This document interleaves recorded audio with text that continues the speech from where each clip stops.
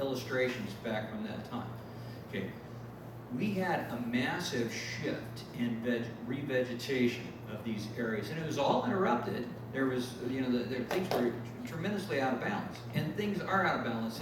And dealing with a lot of ecologists that are involved in restoration work, there's a real tension there. I mean, clearly you got to protect the high quality natural areas.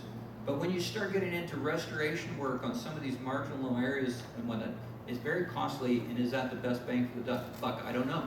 But I can tell you this, what I do, and we're intelligent people, we should be able to compensate and come up with strategies for dealing with this.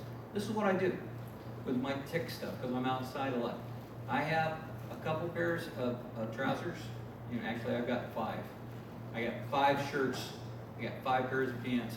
I spray them at the beginning of tick season with pyrethrum, and promethium, and I hang them up, let them dry out good, and that's what I wear outside. Because I did in '78. I got bit by an Lucky Falls when I was on Park Naturalist down there, but we're worried about lying now. No. Yeah. And so we've got these things, we got to compensate for them, but we can do that. Yes, ma'am. So I've heard recently that there's also a study showing that there's, green areas in green places in urban areas used to always be removed because they thought it would reduce crime. Mm-hmm. And there's a study that actually showing that in urban areas that have more green space, there's less crime. Yep. Is that? Yep. There are a number of where you see the crime statistics go up is in neglected community parks. And one of the things I learned as a park ranger, I didn't want to be a park ranger. I had to become a park ranger because remember I said Greene County was a small park system. You had to do everything. I said I could do whatever I wanted to do, but everybody was kind of expected to do all kinds of stuff too. So I had to become a park ranger. And what I realized is that good use offset non-desirable use. And so if you had a big parking area and you didn't have any use going on, that was a troubled spot. And so when you see these little community parks that aren't being taken care of or whatnot, they're much better served to be in a natural area than they are being a dilapidated ball field. And so there's a lot of, but you ask a very good question about, why isn't this message? It's a complicated message in some regards, as far as the recreational component. The natural area stuff is a lot easier stuff, and it's a lot easier message to get across.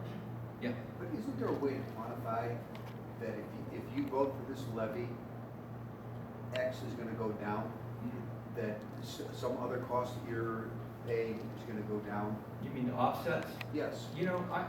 One of my dear friends, who was, whenever I hear somebody say politicians are a bunch of crooks, a couple of people come to mind. One is Steve Madewell, which I worked with closely, and George Winovich. George and I were really good friends.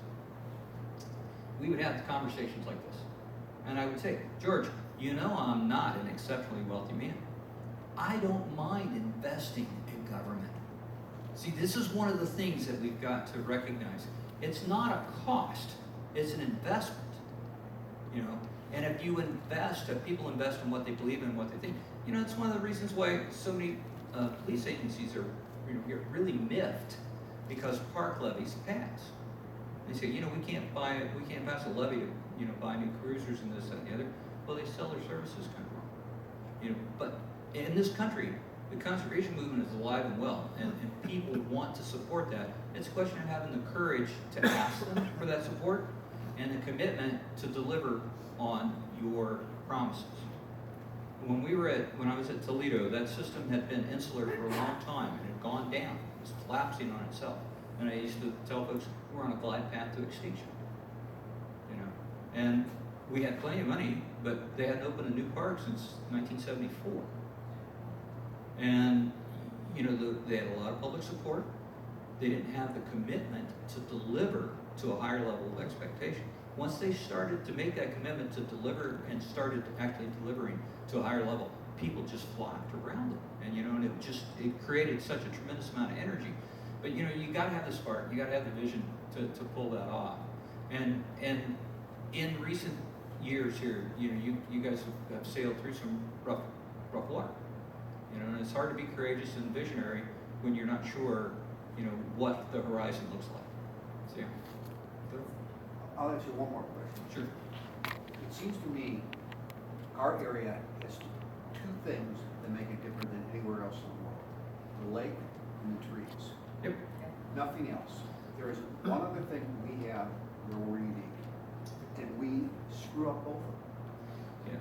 Yeah. The lake is a remarkable attribute, and I would go so far as to say the percentages of open space. The other thing that we have that's remarkable is this network of Metroparks.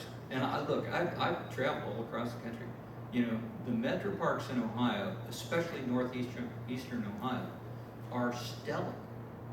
They are the only place that comes close as far as a region is Chicago. And as a matter of fact, one of the reasons why Boeing moved to Chicago over Texas was because of the regional Metropark system when they relocated from Seattle. One of the reasons why Crompton got the job to do the bond work and the urban park development in Texas was because Boeing went to Chicago. But the Chicago Metroparks are exemplary. These Metroparks in northeastern Ohio are exemplary. But we still need the economic development folks to believe that and to marshal that first and to lead with that. And we're a long way from getting like Team NEO to lead with our natural resource attributes. But we have a tremendous set of natural resource attributes. So, anyway, any other questions or yes? I have a comment. Decades ago, I read 3 books.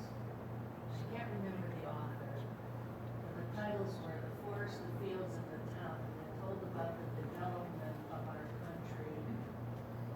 Have you read those, or do you know the author? I can't remember, but I would recommend it to anybody. They weren't really big books, and unfortunately, I loaned them to my aunt. She gave me one back. I have not, but I've heard of them. I haven't.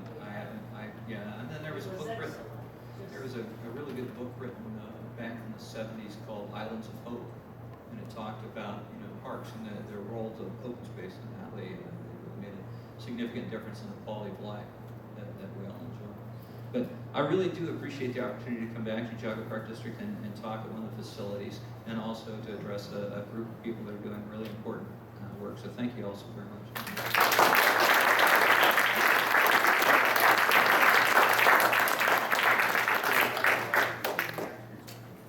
Thank you all for being here. Thank you for your great questions. Thank you so much to Steve. And Steve, this is for you from us, and you're going to share a little bit about your great gift. And we really appreciate a wonderful presentation. Thank you. You can keep clapping. So we will be doing one more big program this year, and that is our annual Geauga Heroes of Conservation program. It's on November 10th. It will be at Munson Town Hall. The invitations are going out within the next few days. If you're not sure if you're on either our mailing list or our email list, stop at the table afterwards so we can be sure to get you so that you can get an invitation. We will be honoring this year Tom Curtin, former director of the Park District, the late Ann Malmquist, and the late Dwayne Ferris. So it's a really great slate. We will also be giving or honoring the students who will have by then earned the Bob McCullough Memorial Conservation Scholarships. We'll have 3 high school students there as well, getting their winning or whatever that is. So anyways, that's our next program. Dan is going to talk to you a little bit about the levee signs, and then Dave is also holding up a sign. Are you going to be talking about it or just handing them out? So don't leave empty-handed, and also please stop for refreshments on the way out. Dan.